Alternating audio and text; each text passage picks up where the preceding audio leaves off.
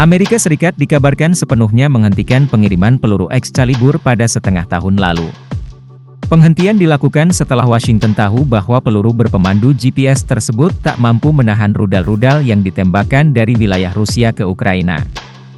Surat kabar Washington Post mengungkap bahwa senjata buatan AS untuk Kiev yang mengandalkan satelit tak berdaya di hadapan teknologi Rusia. Teknologi pengacau Rusia berhasil mengebiri, bukan hanya Excalibur roket untuk sistem peluncuran roket ganda HIMARS, dan bom luncur yang dijatuhkan oleh pesawat JAM tidak efektif menyerang. Bahkan JAM dikabarkan ada yang meleset hingga 1,2 km dari sasaran.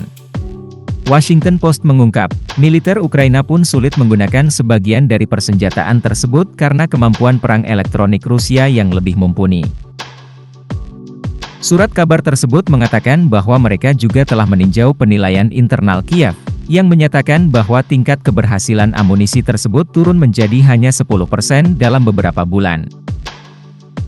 Teknologi Excalibur dalam versi yang ada telah kehilangan potensinya, demikian bunyi dokumen tersebut, seraya menambahkan bahwa pertemuan dengan jamming Rusia telah menyangkal reputasinya sebagai senjata, satu tembakan, satu sasaran.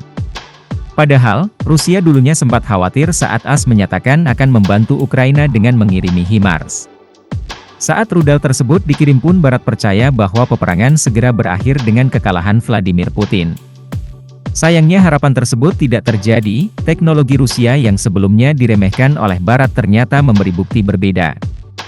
Rusia mengerahkan peperangan elektronik, sinyal satelit dinonaktifkan, dan HIMARS menjadi sama sekali tidak efektif, kata pejabat senior militer Ukraina. Oleh karena itu, Kiev terpaksa menggunakan peluru yang sangat mahal untuk menyerang target-target dengan prioritas lebih rendah.